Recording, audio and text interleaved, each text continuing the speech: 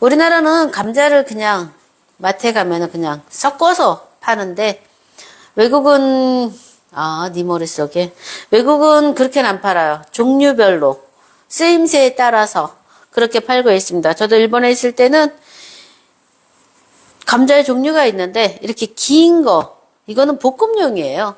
볶음용이고 이렇게 동그란 거는 안 빠졌어요. 이게 동그란 거는 우리가 포테이토 사라다, 그러니까 그 감자 샐러드 아니면은 뭐 이렇게 고로켓 이런 거 만들 때 동그란 걸 씁니다. 그래서 종류가 틀려요. 이걸로 볶으신다면은 전분이 많아서 부서져요. 그래서 가장 많이 실수하시는 게 우리나라는 그냥 섞여 있으니까 아무 감자나 쓰는 줄 알고 그냥 감자 사다가 감자채 볶아 먹어야지 하면서 이 감자를 많이 쓰시는데 이 감자는 다 부서져요. 소금에 잘 절여도 잘 부서지니까 요거는 샐러드용, 그러니까 포테토 사라다용이나 아니면은 이렇게 포삭포삭해서 그런 거예요. 얘는 전분가루가 별로 없어요. 그래서 볶음용으로 가장 잘 어울립니다. 얘를 포테토 사라다는 또 안 해요. 그 다음에 우리가 말하는 고로켓도 안 해요. 전분이 얘는 좀 덜해서 얘는 그냥 후라이팬에다가 채쳐서 볶아 먹든지 아니면 뭐 따로 그것도 잘해요. 우리 포테토 칩이라 그러나?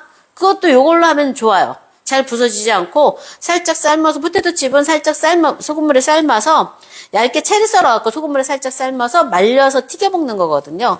그래서 그 차이가 있습니다. 예, 함량 차이가 있는 거예요. 예, 종자 다른 건 아니면 모양에 따라서요. 모양에 따라서예요.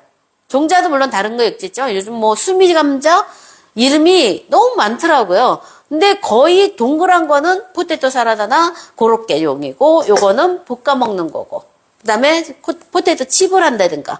그래서 두 종류가 외국에서는 따로따로 분리해서 팔아요. 근데 우리나라 오니까 다 한꺼번에 모여 있더라고요. 그래서 외국에서 본 대로는 틀렸다라는 거를 한번 말씀드리고 오늘은 요게 팁이에요. 그래서 요거를 껍질을 깎아서 그러니까 사과도 그렇지만 얘도 그렇고 공기랑 닿으면은 전분이라서 금방 갈변이 돼요. 갈변이 된다는 거는 색깔이 또 지저분해 보이고 시커매지니까 볶아놔도 시커매져요. 갈변이 돼버리면. 그래서 얼른 물에 담그시든지 여기에다가 식초를 제가 한 스푼이라고 말씀을 드렸는데 그 한 스푼을 다 넣는 게 아니고 그래서 레시피대로 하시는 게 아니고 쿠킹 클래스나 아니면은 라이브를 보시라는 거지. 요리 방송을 보시라는 거지. 근데 여기는 껍질을 까는 데고, 여기는 채를 치는 데예요. 물론 칼로 채를 쳐도 괜찮습니다. 칼로 채를 치는데, 칼이 익숙치 않으신 분은 이게 일정치가 않잖아요. 그래서 이렇게 깎으세요, 그냥. 물에다가. 근데 이 물에, 지금 맹물인데, 여기다가, 여기다가 식초를 한두 방울 떨어킵니다. 그러면 갈변이 훨씬 덜 돼요. 그래서 이렇게, 깎으세요. 위험하다 싶으시면 뒤로 깎으세요, 이렇게. 그래서 물에다 놓고 깎으세요. 그냥 물에다 안 넣고 깎으시면은 얘가 금방 갈변이 돼서 시커매집니다. 그래서 물에다 이렇게 깎아 놓으시고, 얘를 헹굴 거예요. 어차피 식초가 조금 들어가서 많이 넣으셨다 그러면 물에다 살짝 헹구시고 그렇지 않다 싶으시면 그냥 안 헹구셔도 상관은 없습니다. 그렇게 뭐 시큼할 정도로 식초를 많이 넣은 게 아니기 때문에 근데 이렇게 담궈서 얘를 건질 거예요. 채반에다 건지셔갖고 이제 여기 물 있는 상태에서 소금에 절이진 않습니다. 그럼 소금이 너무 많이 들어가겠죠? 그래서 얘를 소금에 절일 거예요, 이렇게. 절여셔서 볶는 게 훨씬 맛있습니다. 그리고 맛있고 수분도 좀 덜하고 그래서 중간중간 뒤집어 가시면서 요거 한 스푼이신데 한 스푼까지 안 해요. 저 레시피에 작은 술 하나라고 써 있어요. 저는 좀 넉넉히 놓은 거고 일단 요 감자는 좀 커서 감자 볶음 오래 놔두시면 안 돼요. 딱 해 드실 것만 그 한 끼에 딱 드실 것만 하세요. 얘 냉장고 들어가면 절대 맛없습니다. 그래서 이렇게 절여 놓으세요. 절여 놓으시고 절이는데 한 10분에서 20분 정도 가는 소금으로 하셔야 돼요. 천일염 안 돼요. 예. 그래서 이런 면보 같은 거나 아니면 요즘 치킨타올도 안 찢어지는 치킨타올이 있잖아요. 이건 제가 한 10분, 20분 절여 놓은 건데 요걸 짤 거예요, 물기를. 전분가루는 한번 씻어낸 데에서도 나오고 얘는 그렇게 전분이 많지가 않아서 전분을 짤 거예요. 요거 잠깐 킬게요. 후라이팬 달굴게요. 후라이팬은 납작 후라이팬은 상관없고 먹도 상관없습니다.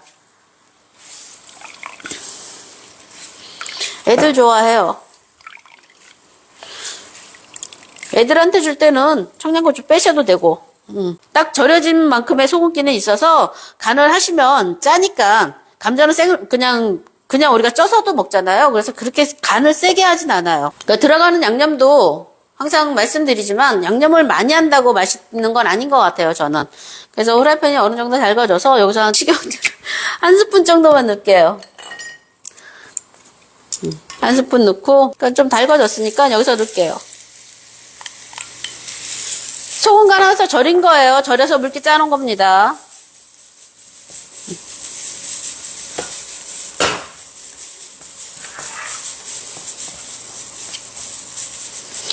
그리고 감자를 너무 익힐 필요는 없어요. 설컹설컹해도 감자는 충분히 맛있어요. 그렇게 드셔도 좋은 것 같고 어느 스님이 그 말씀 하셨는데 너무 푹 익히는 것보다 설컹설컹 익혀주는 게 훨씬 영양분이 좋은 것 같다고. 그래서 볶고 중간중간 뒤집을 건데 이건 보리새우에 저번에 쓰던 건데 안 넣으셔도 상관은 없습니다. 깨소금을 넣어도 상관은 없으신데 지금 뭐 새우에 칼슘이 많잖아요. 껍질째 먹는 거고 이거는 멸치에 한 6배가 많은 것 같아요. 칼슘이.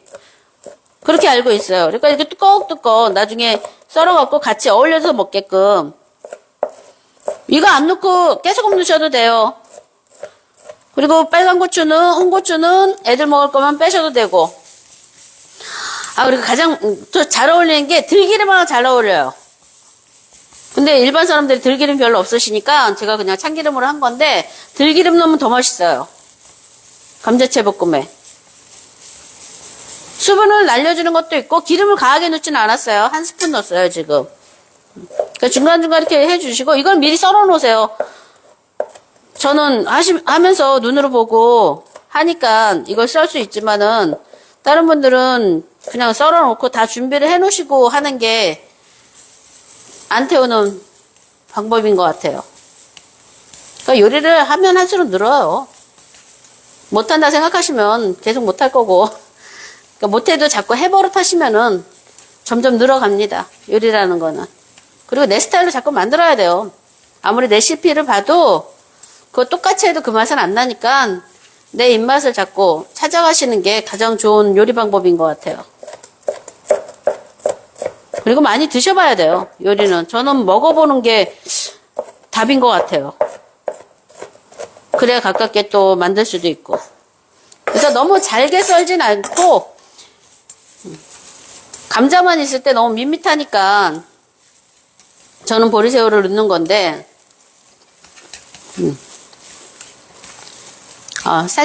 살짝 살캉하네요.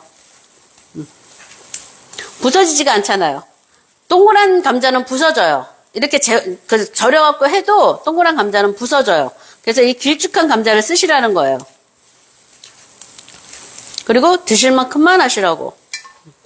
여기서 얘를 넣고 새우 10g 들어갔습니다. 좋아하시면 더 넣으셔도 되고 이건 마른 새우예요. 보리새우. 두 절을 자른 거, 머리를 잘라놓은 거. 머리까지는 넣지 마세요. 너무 이렇게 찔려요. 드실 때. 기름 많이 넣으면 뭐라 그럴까 이렇게 어우러지지가 않아요. 나중에 또 참기름 들어갈 거니까 식감이 살아있을 정도까지만 하세요. 홍고추는 넣는 거는 색감도 있지만 중간중간 보셔야 돼요. 잘하시는 분. 고추는 길게. 왜냐면 이 감자채가 길잖아요. 그래서 동그랗게 쓰시는 것보다 같은 길쭉하게 크기로 들어가시는 게 훨씬 보기에도 좋겠죠. 이제 불 꺼요. 다 됐어요. 항상 들기름이든 참기름이든 불을 끄고 기름을 넣으세요. 물론 뭐 구워서 얘네들을 볶아서 참기름도 짜고 들기름도 짜고 하지만은 그래도 불에서 너무 처음부터 하면은 향도 날아가고 하니까. 근데 오늘의 팁은 감자 고르는 법. 감자 볶음채랑 포테토 사라다랑, 그 다음에, 고로케 타는 감자랑 볶은 감자랑 틀리다는 거를 알려드렸습니다. 오늘도 초록채 레시피였습니다. 이거는